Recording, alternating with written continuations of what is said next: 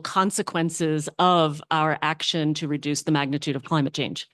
And we believe it's also imperative on us to anticipate and manage, if not eliminate, those unintended consequences from this action. So, for example, there are reports that nearly 300 million people live in locations that are perfect for forest reclamation and restoration, largely in the global south of Asia, Africa, Latin America. And that's at the same time that those governments are looking for opportunities to participate in carbon markets with other countries that are seeking ways to achieve their carbon budgets. And we believe that it's important for us to live within our carbon budgets, but it's equally important to understand the livelihoods that are at stake in those areas. In more developed contexts, like the United States, where I live and work, we see the premium that is typically attracted by land and residences that are in places already advantageously located in the face of climate change, places that are already more resilient, or where nature-based solutions and other climate resilience measures are being invested. We see those clearly only being available to those who can afford to pay for them, displacing populations that may have been there for generations and remaining unavailable to an increasing swath of our population that doesn't have access to resilient places. So how can we embrace each of these imperatives to pursue strategies such as nature-based or other solutions to reduce climate change, even as we also understand the imperative to help people? Really, we're trying to improve quality of life for people and retain our ability to preserve humanity on this globe. How do we do that even as we reduce the magnitude of climate change? And I'm delighted to be joined here by some leading thinkers at the intersections of these dynamics. Each of you comes at this from different perspectives, and I don't anticipate at all that any of you has a solution to offer us, but perhaps some experience and some lessons to offer us. Henk Ovink, I'll start with you, if I may. You are hot on the heels of the first UN Water Conference since 1977. Knowing that real change, especially related to water, is driven locally, I'd love it if you could share some thoughts about some of the outcomes from that conference as they relate to these challenges we're facing, and some of the things that subnational governments can anticipate and plan for. Sure. Thanks so much. And thanks for asking me to kick this off. Challenging. The UN Conference on Water was the first in 46 years. Water, in contrast to climate, has no agreements, no negotiation, no compact or whatsoever to discuss. So the platform of the conference was a platform of action to identify, in the context of an emerging water crisis, what we can do. I now work for the World Resources Institute as a senior fellow. At that time, I was special envoy for international water affairs of the Kingdom of the Netherlands and the Sherpa for the conference. The Netherlands, together with Tajikistan, were the co-host of this conference. We brought together close to 11,000 people to New York, including, of course, mayors and communities, to discuss water in many themes. And of course, one of the main issues is the relationship between water and climate. That's also the backbone of where the Global Commission on the Economics on Water is focusing, with their presence here at the COP. Because easily said, we try to think about water and climate, and we think we understand a bit about adaptation, but I can tell you there's no 1.5 degree without water security. Right now, we lose our fresh water at a rate unprecedented because we abuse our groundwaters and abstract it in at an enormous rate. So ground aquifers are beyond tipping points. We pollute our rivers and our glaciers melt. And on top of that, because of bad planning, deforestation, and infrastructure investment in our industry and agriculture, we have more evaporation, creating atmospheric rivers, and not only impacting across continents the world with climate and water-related disasters, but also charging that atmosphere with water. So water is a driver for climate change, as it is a victim in the context of how climate plays out. And it's exactly at the local level, across regional and global levels, where solutions can emerge, as long as they are backed up by a system and a systems approach that goes way beyond local communities. So here, to your point, there is no silver bullet. We can't come up with a solution and fix this water cycle. It has to be addressed as a global common good. And we need to be able to discuss that and agree upon how to secure water for all.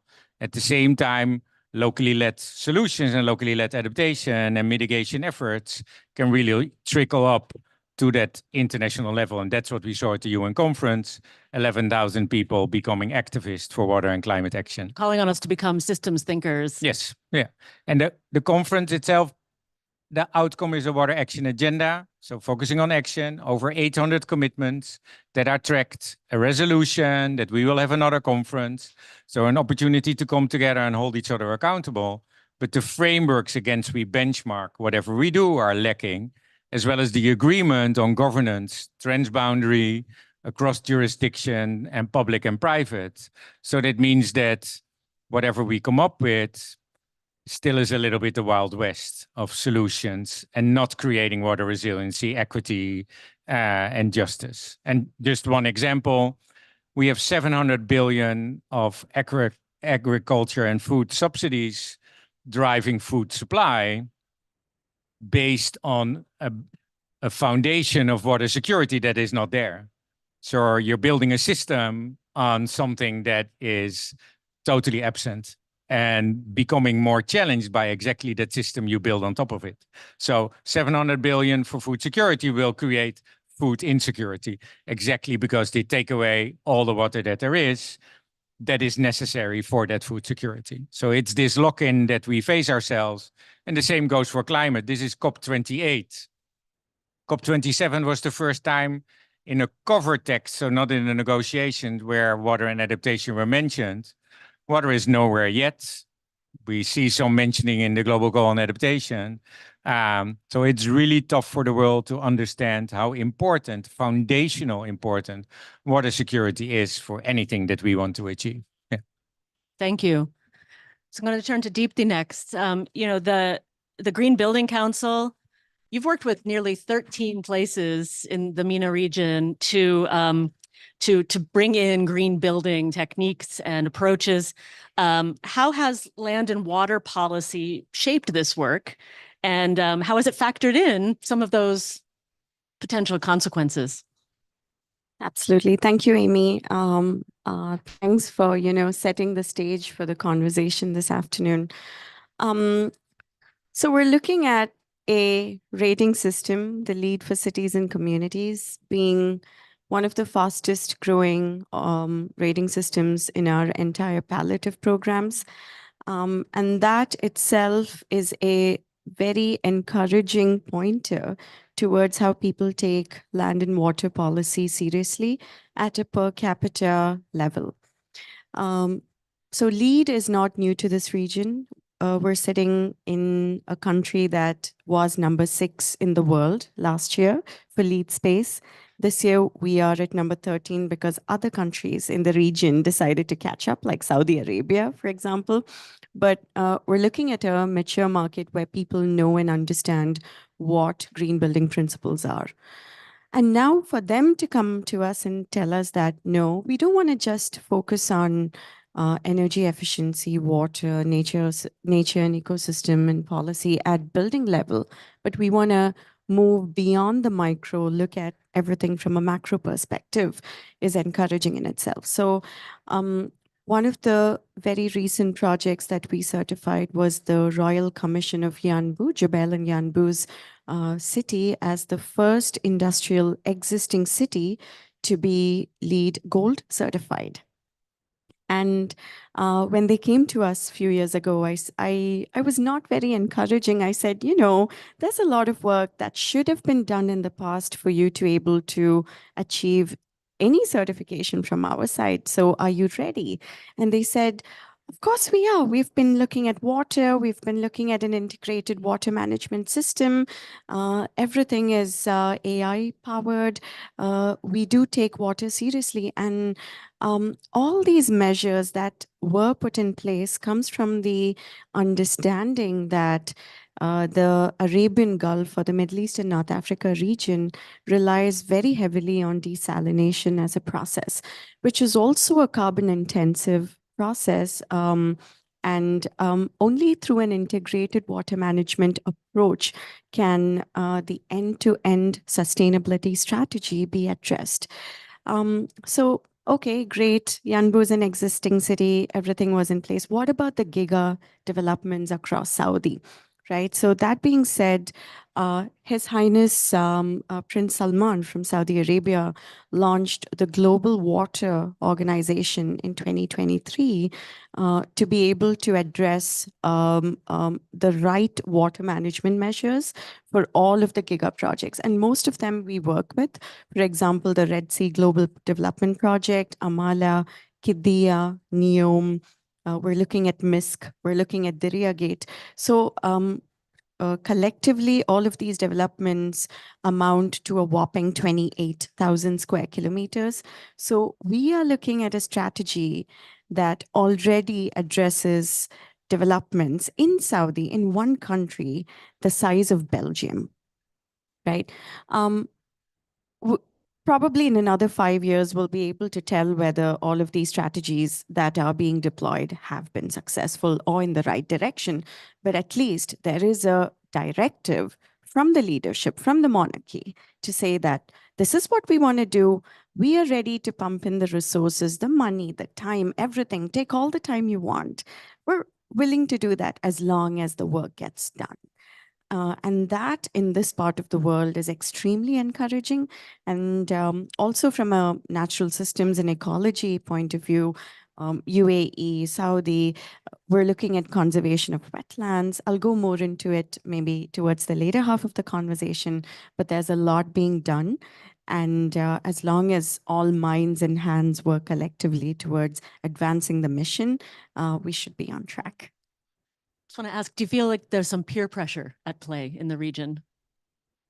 That's what keeps us going, right? So if everyone was happy and content with what everyone else was doing, there wouldn't be. So the good news is there's a lot of money here, right? And the better news would be, how is it that we're deploying the money in whose favor, towards what policy?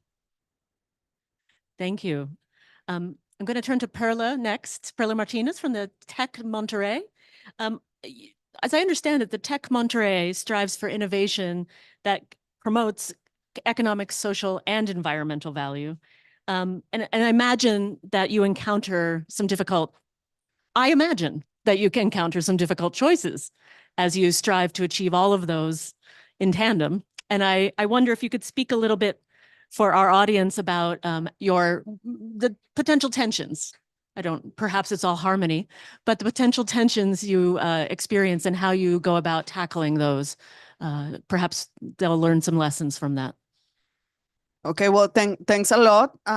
For those of you who don't know Tecnológico Monterrey, it's a private Mexican university. We're a multi-system campus with 25 campuses around the country, but our main campus is located in the northeastern part of the country, very close to the US border, like 2.5 hours away from Texas. I actually was surprised to see Hank here because he visited Monterrey and my university. This is a coincidence. Last year, because we were facing a super severe water crisis back then, and still the crisis is all still going on. But to answer the question that I was asked, I wanted to share with you the example or the case of Distrito Tech. Distrito Tech, it's a neighborhood around our campus. It consists of 452 hectares of 24 very different neighborhoods. Or I wouldn't say very different, but different. It's what Distrito Tech has become. It's a urban regenerative initiative that started because of violence, because of drug violence back in 2010 that hit my university in a very dramatic way. A couple of students were killed inside the campus because of a struggle between a drug cartel and the army. So that changed completely, or that activated the desire of the university of go beyond the borders of the campus. And it has evolved now to a whole comprehensive, like, it started for like a strategic thing of the university, because actually we were losing a lot of we were losing a lot of students because of this problem. And not only that, but people were moving away from that neighborhood, from Distrito Tech. There was a rate of 24% of the population moved of the neighborhood from 2000 to 2010, and we had 36% of abandoned housing.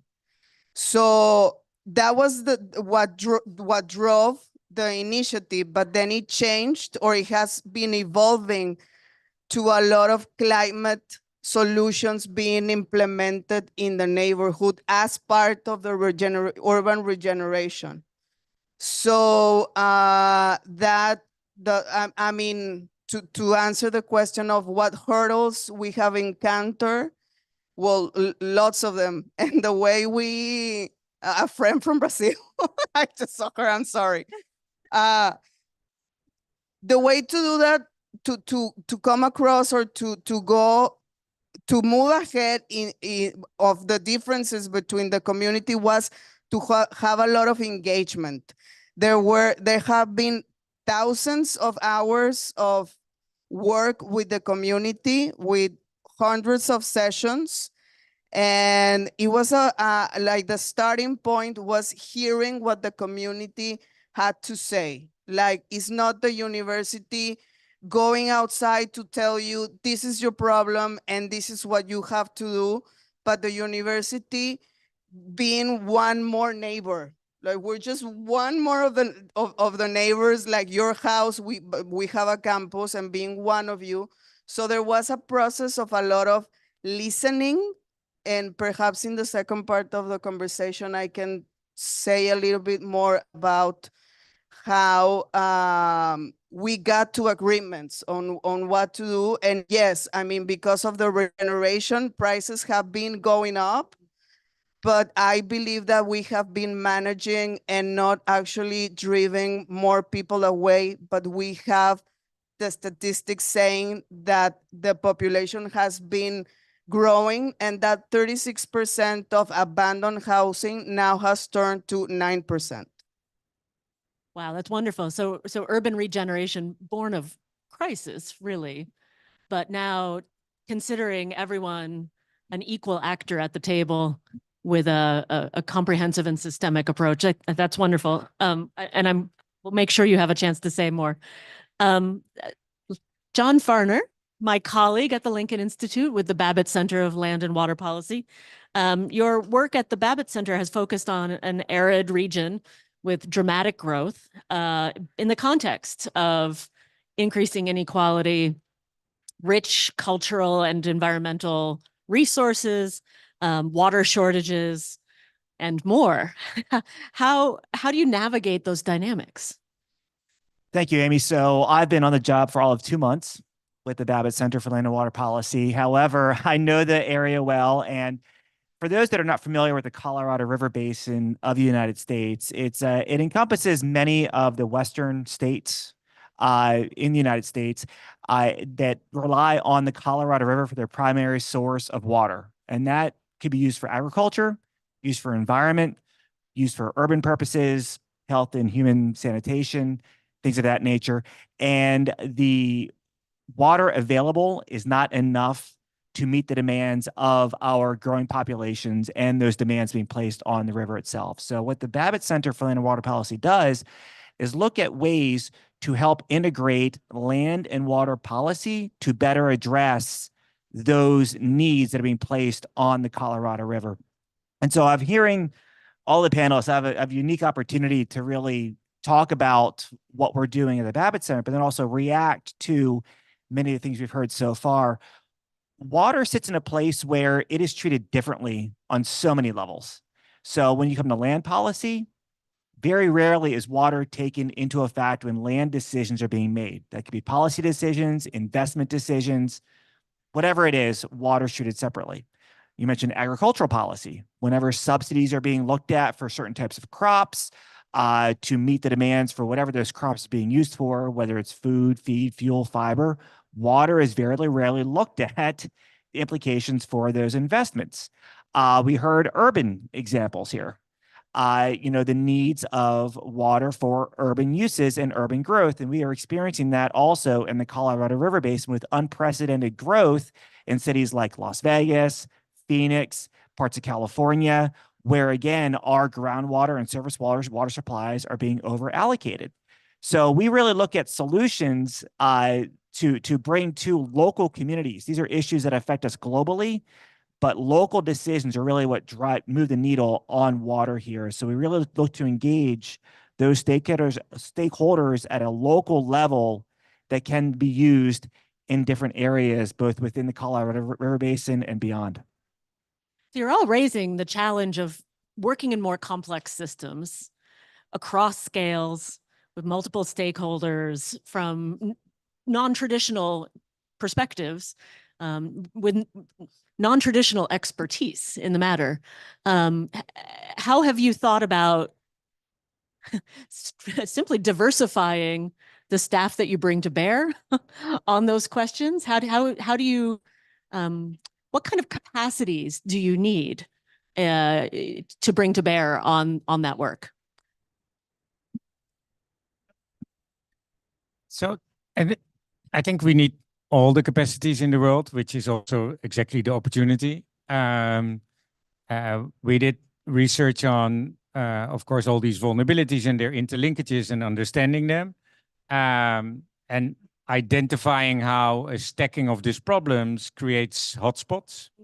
Out of this global study, it's called The Geography of Future Water Challenges. You can find it online. There are 2 chapters on it. It really hones in on what is the relationship between water and energy and food and health and security and climate and biodiversity and so forth, and identifying pathways where solutions can emerge and what are then the ingredients for those solutions. So the pathways we identified were deltas and coasts, because this is where you have a confluence of these challenges, transboundary rivers, where competing interests and investments are challenging, but also can be landscapes of opportunities. Cities, because they're the concentration of everything. Dry lands, because they're, you could say, the petri dish where all these challenges come together. And a 5th lens still to be developed was island and small island and development states, because they are a different type of petri dish, you could say. Based on that research and focusing, starting in Asia, I developed a program called Water as Leverage, really bringing water in at the community scale, but using it as a lever for climate action, sustainability, equity, justice, economic opportunities, urbanization. And that mechanism was a partnership mechanism. So creating a safe space, such a program, to bring in partners with competing interests and different backgrounds, local communities, very vulnerable local communities, institutional partners from government, but also private sector and NGOs, and international partners and capacities. So the program in itself became like a melting pot of cultures and capacities, but in a safe space, so they could start to understand each other beyond the vested or the interest and the needs they face. Because there's a lot of distrust in frontline communities, in the context of institutional partners, but you need all of them to be able to not only identify what works, but also see an opportunity for scale and replication. Water as Leverage built that coalition of partners, but also supported the identification and the implementation, and now in continuously working, developing those pipelines and programs that not only are about the projects in these communities, but also about changing the policy, the regulations, the financial frameworks, and these partnership approaches, so the governance part. So I think it's a very bottom-up approach where we bring in institutional partners from across the world. And of course, the first, after our first tier of work and working together, we started in Chennai in India, Khulna in Bangladesh, and Semarang in Indonesia. We also brought the cities together every other month to learn from each other. And cities being those partners in these cities, being communities, but also institutional partners.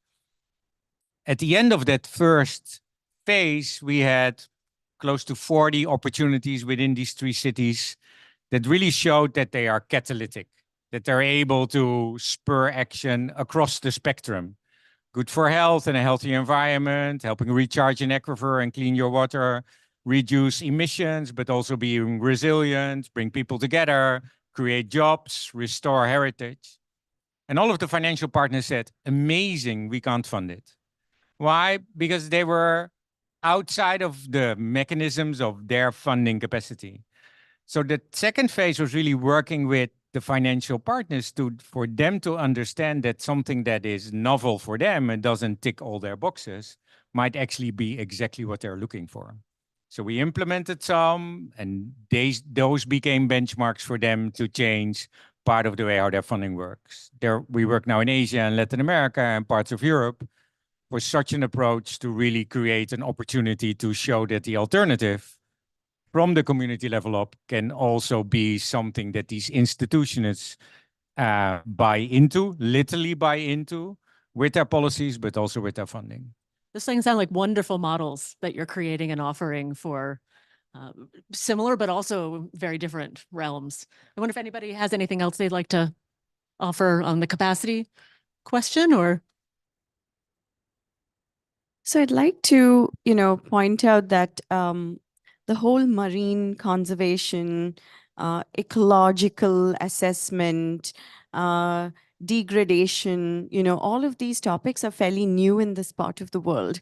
So as I was preparing for this panel, I was reading a lot of initiatives by the local governments to provide scholarships for local people to be able to go abroad, gain the expertise, come back, and then implement it to scale, especially at a city or community level. And also parallelly to be able to fund, let's say, coral reef restorations in United States. So I read an article where the UAE is funding conservation in the United States. And yes, so that's a great way for students in the UAE to be able to learn from what really needs to be done. And then when an opportunity arises to come back here and deploy it, specifically from a lead point of view, we do value partnerships, and we work across organizations, across leadership levels. However, I would like to point out that the real gap lies in the handover of a building that has been designed and constructed. Once it's done, the design team pulls back, and then it's the facilities management team that takes over. And there is a huge gap that we're noticing, especially since we engage organization to organization. There's no transfer of knowledge that happens from one team to the other. That's where we try to step in and educate everyone from blue to white collared workers on the importance of resource conservation and to take the right decisions at the right time. That's fascinating. Yet more models. John, did you want to offer something, or I could go to the next question? No, I can kind of talk real quick. The question was on capacity, but I think that throughout the conversation, there's also an importance of bringing differing points of view to the table when building out solutions. Like I said before, decisions cannot be made regarding specifically land, water, agriculture, buildings without diverse opinions around the room. What we have found in working with very small municipalities, specifically in states like Arizona and New Mexico, that you find more commonalities than not with bringing differing perspectives to the table. And if you can find just small things to agree on, change can be made and you can build out from there. And then the importance is, as you just mentioned regarding the Green Building Council and with LEED buildings, making sure that education remains there and whatever decisions are made, that funding is also included to implement those changes moving forward. And then when we look at one of our largest challenges in the United States and what I've experienced globally as well, making sure that either state, provincial, or national laws then allow those changes to happen at a local level. Because right now, a lot of them are in conflict with one another. We're seeing that with water rights in the United States, specifically in the West, where we have good answers on the ground. They may be in conflict with laws at the provincial level and sometimes at the federal level too. But real change happens down below. You're not going to see that come from the top bottom. It really comes from the bottom up. Oh, sorry, you go. Oh, okay, Yeah. thank you. I was going to, well, adding to this, Distrito Tech has a neighbor that is called Iniciativa Campana Altamira, which is another urban regeneration project that Tecnológico Monterrey has. This is a very different neighborhood because it's a community that is extremely vulnerable and underserved, with very low education rates, a lot of domestic violence and violence of different sources. And we, for instance, have this project which is called Arroyo Vivo, which in English translates as Living Creek, but it's actually because the name of the creek is Arroyo Seco, it's dry creek.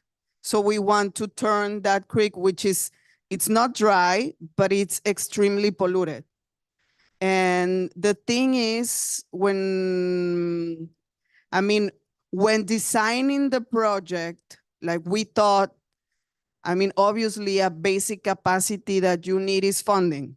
So we went to the National Oceanic and Atmospheric Agency of the US Department of Commerce, and participated in this request for proposals, and we got the grant. We got the funding from the US government. But then, obviously without funds, that's one very important pillar for any project. But then our experience has also been that we need more agile or efficient administrative and tax schemes for these types of projects. It took over 6 months just to get the agreements in order and get the paperwork in order. It was the first time that Tec de Monterrey had a grant from the US government. So our learning was that we need to develop, if we want to scale this up, which of course we want to, we need much more, not only to have the funds in place and available, but to have them flow as quickly as possible if we want to deploy these climate solutions in the scale and in the speed that we need. So, I don't know, because you said that you have also worked with municipalities in Mexico, and also municipalities are part of this project, and it's the same. It's the same thing. Like our tax schemes and legal ways of working not always are compatible. So you get a lot of administrative hurdles in the way. So alignment vertically is necessary as well. Indulge me. The Lincoln Institute of Land Policy likes to talk about land policy.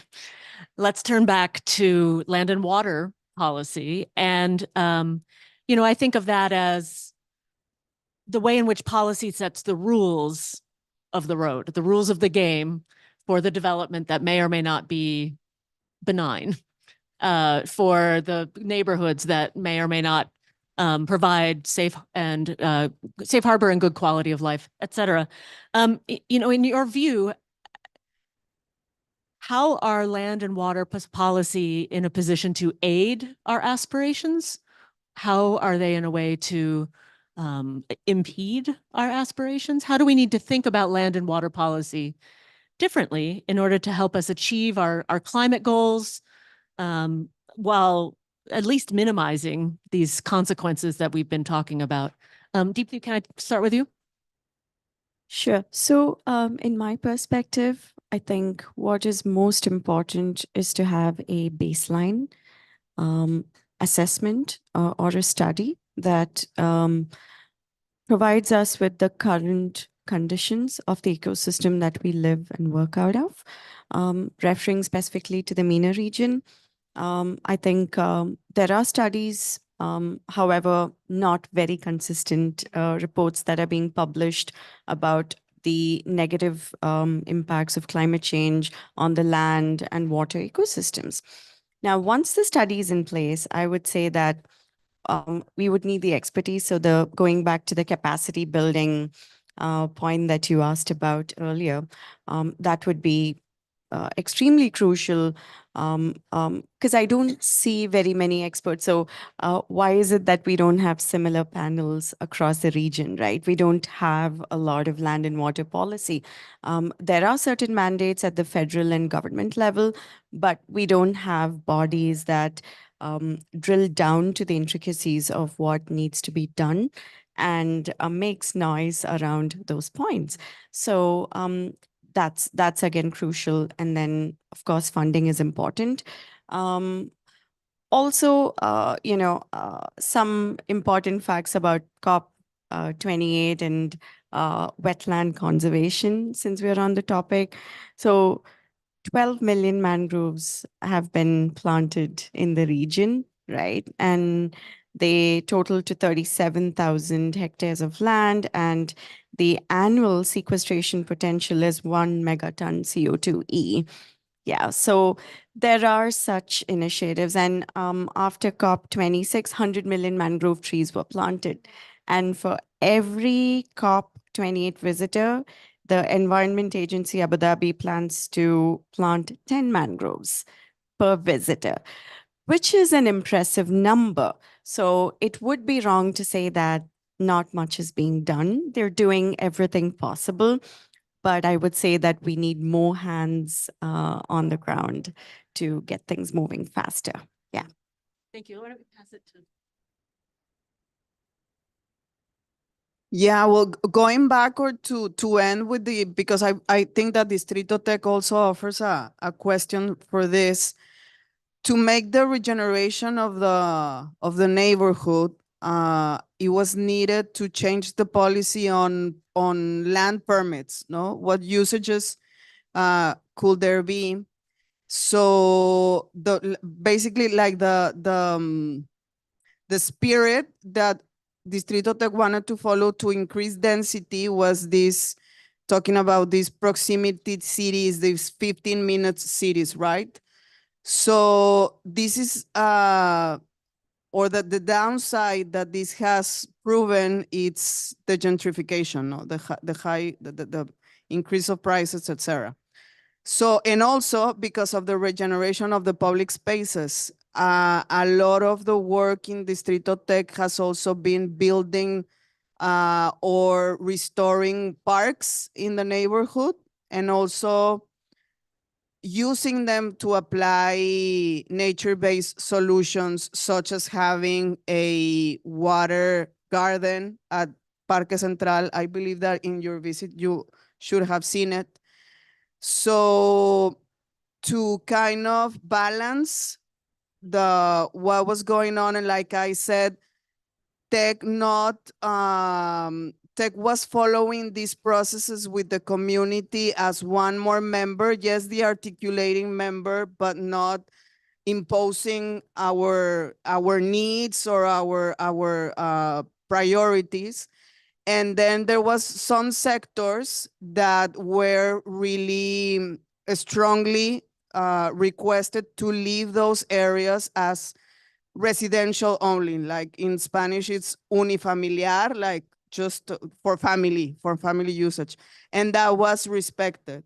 So that was one of the ways to manage the land permits, urban land permits, that we believe permitted for not the prices to go up, so to skyrocket. They did increase, but they didn't skyrocket it. And we believe that that's part of the reason that we didn't have an exodus of local or original inhabitants of the area, and that they were able to actually leave the process of their regeneration, but then actually enjoying it, because it will be completely unfair that you suffer a problem, then you were part of the solution, and then you're driven away because of these dynamics of the market. So we cannot control it, but maintaining these residential or unifamiliares places did play a part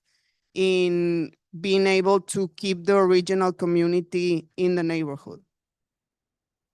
Before I turn to you, Hank, I'll just interject a little bit with our experience from the Lincoln Institute, where we are putting a lot of effort into exploring circumstances where nature-based solutions have come into a neighborhood but not caused displacement. And there's an emerging language around this, including parks-related anti-displacement strategies, really trying to marry strategies from the housing and affordability world and anti-displacement strategies that may have been born of different causes, but marrying them with our climate strategies to improve the quality of life, air, temperature in places.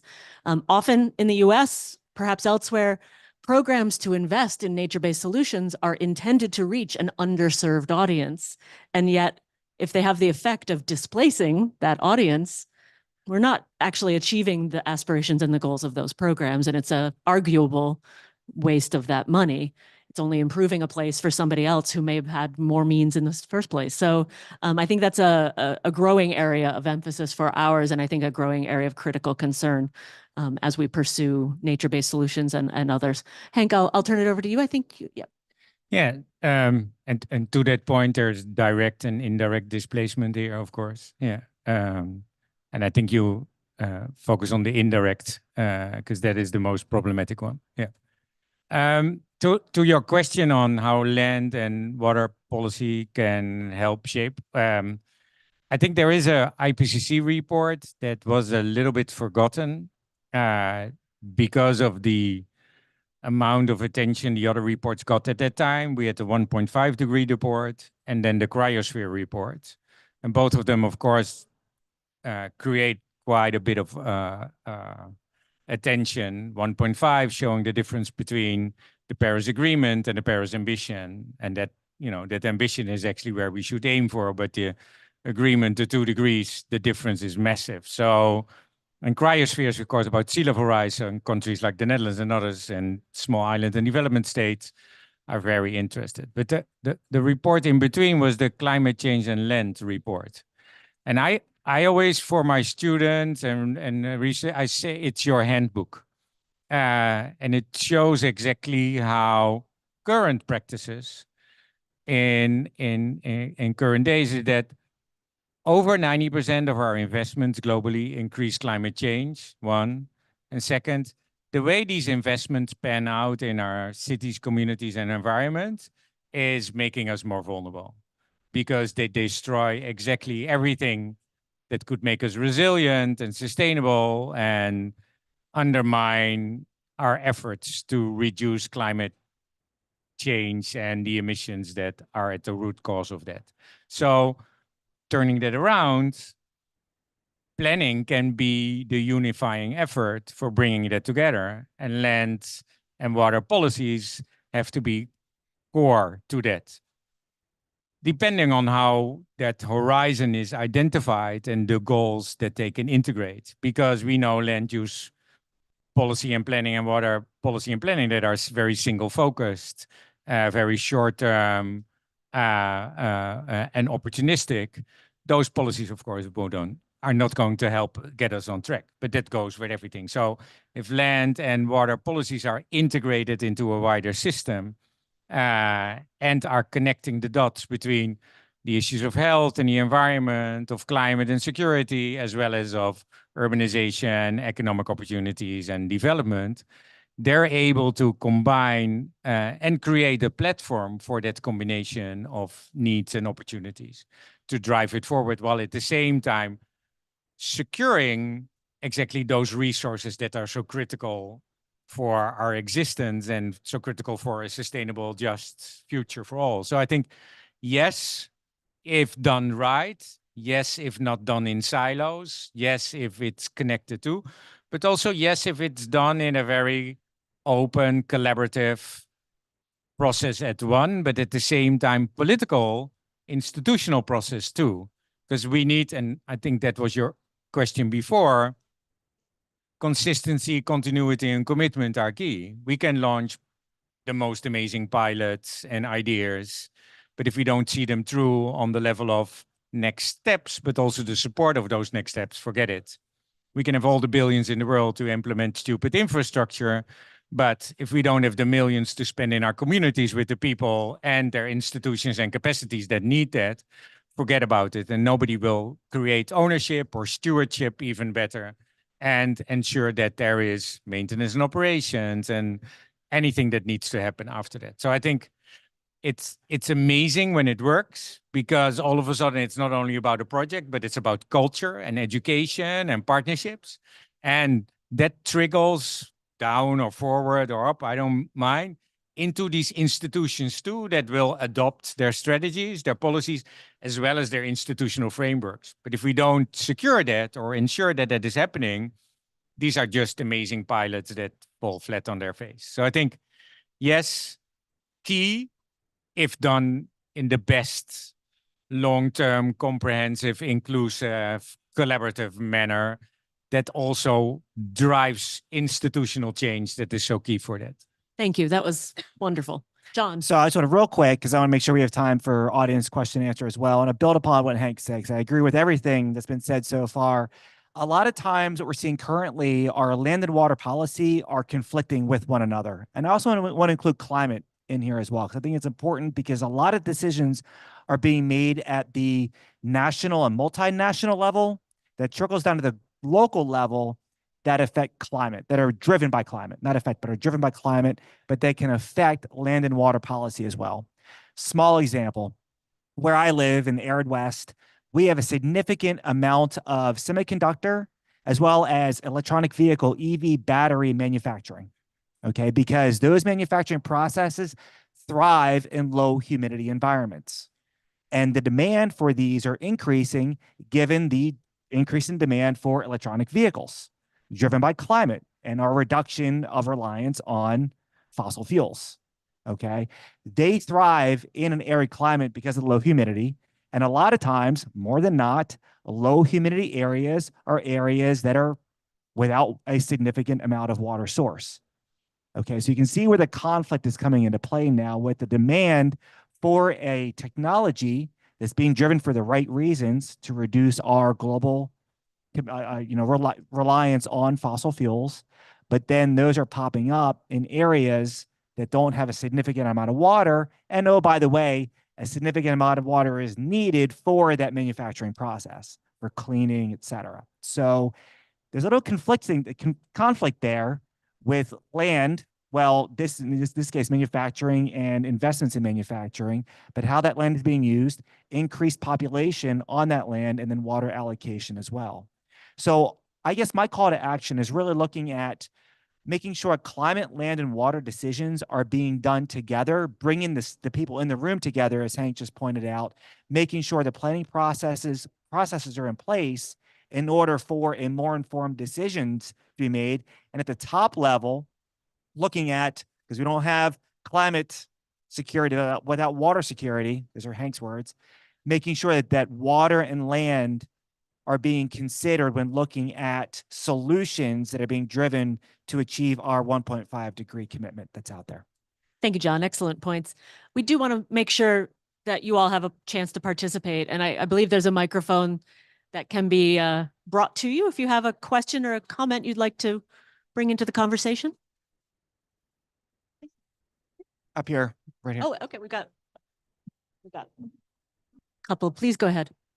Thank you. I just want to ask in relation to the land use and the water policies, has there been any clashes that you experience in terms of integrating that with the health-related matters? Because as Pella has said, if you are regenerating a new community or an old community, creating new systems, you also have to look at health related systems. And most of the time, you'll find that on land use issues, health matters are not so much highlighted.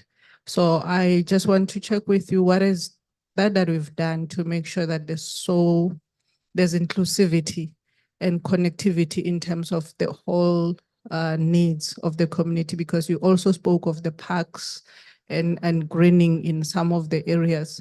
But I'm not hearing any of you speaking to health-related matters. Thank you. Wonder if there's one or two people who want to address that. We have a few folks in the audience who want to. Sure. So I talked a bit about it, but the question you ask is also, is there in an institutional context? And actually not. Around the world, we silo our policies up. And if we're lucky, land and water are connected, most of the times even not, let alone across the silos that we created. The program I talked about, I did that, but it's on a project and programmatic level. That doesn't mean institutionally that health policies and land and water policies are aligned, let alone addressed in a coherent manner. On the other hand, there are examples, but I don't want to take the whole time, but there are examples where we see where those physical contexts like land and water are connected to health, the environment, and so forth. So yes, in Europe and in the Netherlands, there are policies and practices. It doesn't mean that then countries, cities, and corporates comply with them. So, and I think this is where a comprehensive approach currently still also makes it possible to escape. And a siloed approach actually is undermining exactly achieving the connection of these dots. But water quality and health in a European context are directly linked. Yes, policy-based. Yeah. Thank you, Henk. It doesn't mean that we have sound water quality. It doesn't mean that the moment you connect the dots, reality becomes better. Got a question or comment here? Thank you. Thank you. Name is Sajeev Nair from Cuts International, Zambia. And I joined the interesting conversation a bit late. I was working through and I found in Zambia, we are implementing 2 projects based on this nature-based solutions. One is called Voices of Climate Action. It's a multi-country project being supported by the WWF and the Dutch government, implemented in Kenya, Zambia, Tunisia, even Indonesia, and even South America. And the way we look at nature-based solutions is basically in the agriculture sector, where pest controls, instead of using the chemical formulations for addressing pests and all, and also when it comes to the seeds which we use for planting. So these are the areas where we mostly look at nature-based solutions as such. And now, I learned more about how you look at nature-based solutions in other part of the world. And the second aspect is about, we also do a project on urban food systems, where we look at a particular satellite city away from the capital, Zambia, and looking at the urban food systems. You integrating your land use management, watershed management, production, and distribution in the food system from the perspective of climate-friendly adaptation. And we just started it. It's a 5-year project which we are starting, and it's very wonderful experience. And about the water, some of the things which is being proposed in Zambia. Zambia is a mining country where a lot of activity is taking place. And nature-based solution for filtering water. Let's say if you have a mining site being abandoned and you want to use the water systems between that mine site and the habitation, you put a natural buffer zones, and it's considered to be a natural filtering system. And this is being proposed. I don't know how effective it could be, maybe based on your expertise, and if you could, highlight on some of those aspects, whether it will work, these are workable or not. Thank you very much. Thank you. That was extremely educational, and we need to hear more of these examples. So, to the point that was raised earlier about health and wellness and policy and land and water and everything coming together, purely from a cities and communities certification perspective. So that's where I work. I work for the US Green Building Council, and the Lead Communities program brings together all of these pieces, right? So we're looking at everything from a policy level into implementation in a very simple and holistic manner. We're looking at a framework that addresses everything, and more from a point of view that we have to build a resilient community. We have to build an equitable community. We're trying to close the gap and make affordable housing available to everyone within a LEED certified community. So just to take Expo City Dubai as an example, we've currently certified 123 buildings here, most of which is gold. Some are platinum, a couple of them silver. But now with the Expo legacy being formed, all of the developments that are coming up around it, like new developments proposed by the Expo City, are not just extremely premium apartments or extremely premium housing. They're also making it affordable. We have another airport that is right beside the Expo City, which is the Maktoum Airport. So how is it that, through LEED, people are implementing solutions that can cater to all strata of the society and not just for the privileged? These are some good learning curves. Yes, I think these are issues we all need to think about. Any last comments? Perhaps from our panel. This hour has gone quickly for me. Would have liked our conversation to have had a little more time, but I invite you all to get in touch with us and continue the conversation among yourselves. I certainly look forward to continuing to collaborate with these fine folks I join on the panel. And I think, we in some would say we need to break down silos and start thinking about our aims as a system in alignment across sectors, across topics, across levels of government, or we will be sending good money after bad and wasting our investments in solutions that will not be as effective had we thought of them comprehensively. So I want to thank you all very much for your time, and you in the audience as well. Thank you very much.